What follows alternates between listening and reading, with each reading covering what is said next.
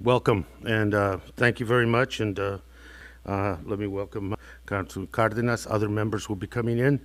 Ostensibly, it's around a piece of legislation, the repeal of Section 3003 that was in the National Defense Authorization, that was a must-pass piece of legislation that the President signed.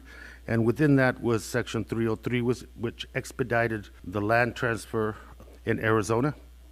And in the process of expediting that, the situation at Oak Flats, which now essentially, as that trade moves forward, becomes private land, inaccessible to many, in particular the Native people nationally, and San Carlos Apache tribe in particular, saw this as a serious violation of sacred sites, and more importantly, as a desecration of a sacred site with ancestral connections that go back millennium.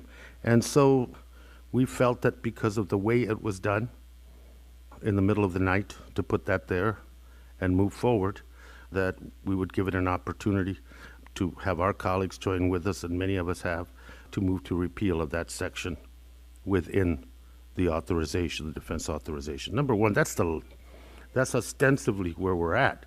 But I think many of you hear from today will be particular to Oak Flats, but I think there's some bigger issues at stake here in terms of what this means to Indian country, in terms of sacred sites, and what it means to protect Native American religious and sacred sites as a whole.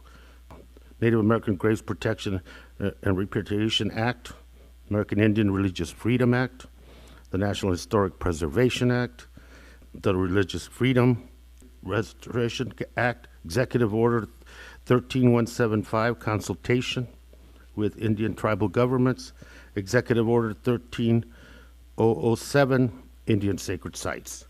All those have an impact on this issue as a whole, and for many individuals across Indian country and many tribal leadership across Indian country see this as a very, very dangerous precedent going into the future, and have rallied to support Oak Flat and the people that are fighting that issue.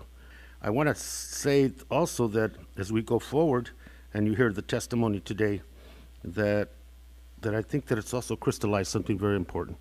The role in, people give a lot of lip service to self-determination and sovereignty and on and on and on.